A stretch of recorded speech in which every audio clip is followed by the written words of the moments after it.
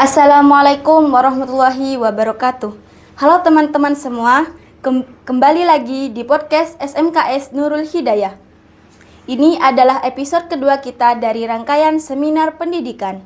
Kalau kemarin kita ngobrol soal capacity building dan sekolah ramah lingkungan, kali ini topiknya lebih dekat sama kehidupan sehari-hari kita nih, yaitu menyikapi masa pubertas.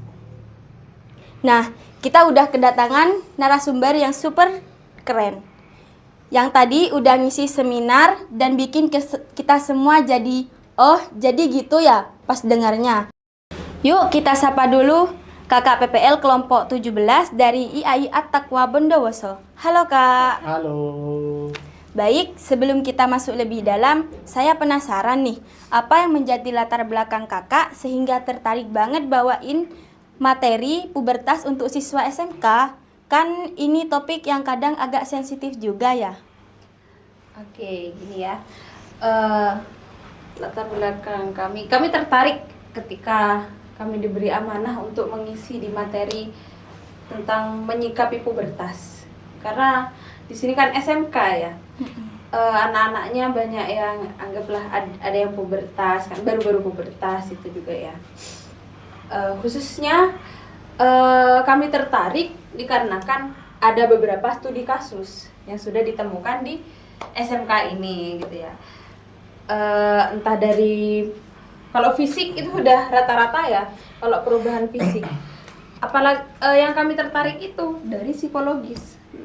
Itu dari pergaulan itu rata-rata. Ada yang masalah percintaan dan lain-lain. Itu bisa bikin kita jadi nggak masuk sekolah, apa kan banyak kan dari kemarin kayak gitu kan? Iya. Itu yang bikin kita tertarik gitu ya. Jadi dengan adanya seminar ini kita berharap kedepannya bisa menjadi lebih baik.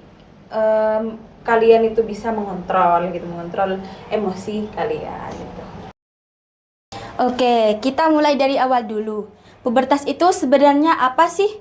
Dan kenapa penting banget buat kita paham tahap ini?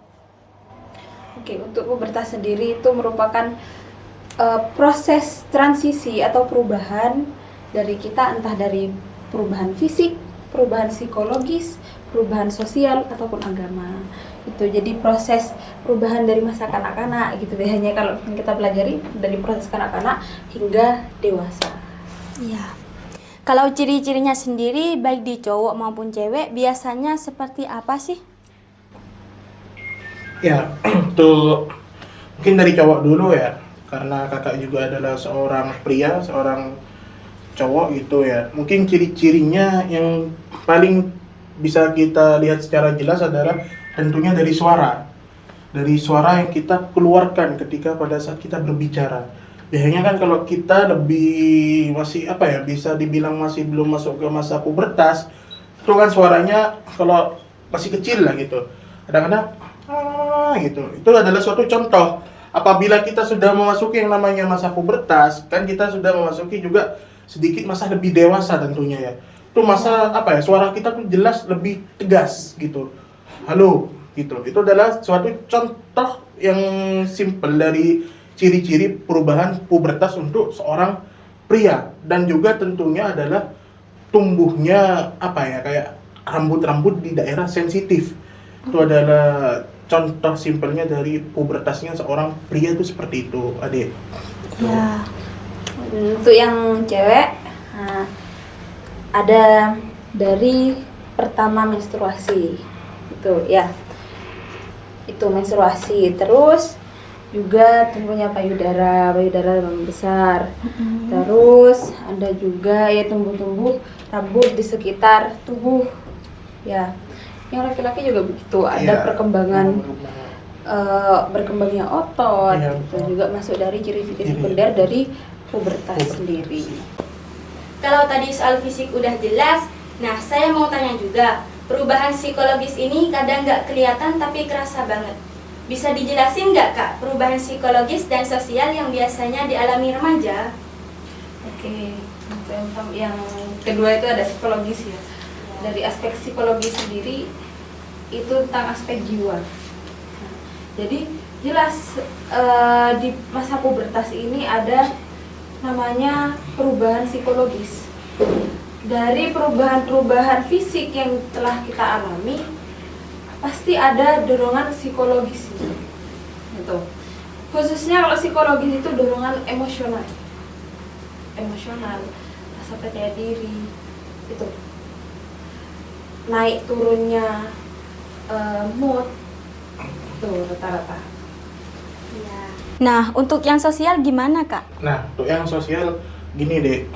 Tadi kan sudah dijelaskan secara aspek psikolog. Untuk sosialnya tuh kita apa ya? Biasanya kalau kita masuki di masa pubertas, itu biasanya cowok maupun cewek itu pingin apa ya? Pingin unjuk diri, pingin tampil gitu. Dia itu dipercaya sama seseorang untuk apa ya? Menampilkan bakat-bakatnya dia, atau juga biasanya dia itu mudah atau mau bergaul kepada seseorang.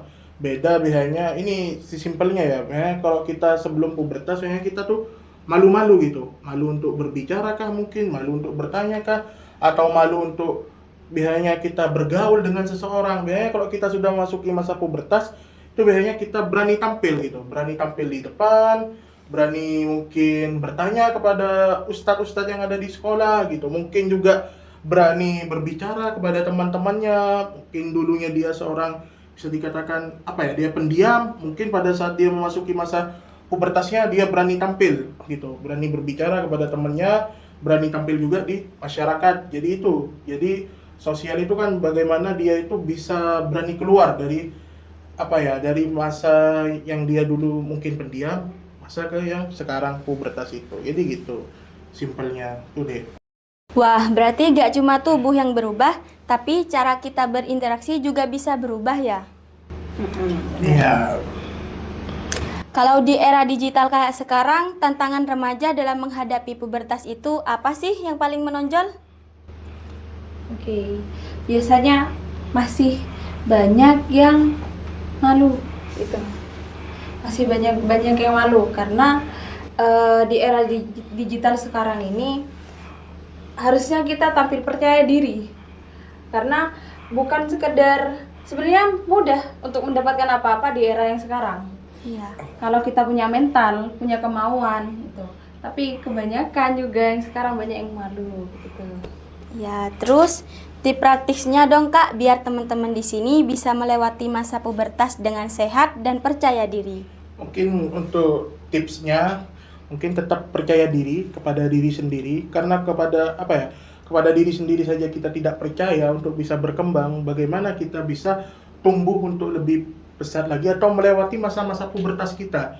Dan juga apabila kita pemalu, coba kita belajar kepada orang-orang, kita belajar berinteraksi secara baik, supaya apa? Supaya mungkin rasa malu dikala kita di masa lalu kita, mungkin di masa depan kita, sambil lalu kita melewati masa pubertas kita bisa menjadi seseorang yang bisa maksudnya berinteraksi lebih luas kepada orang lain gitu, pada masyarakat lain.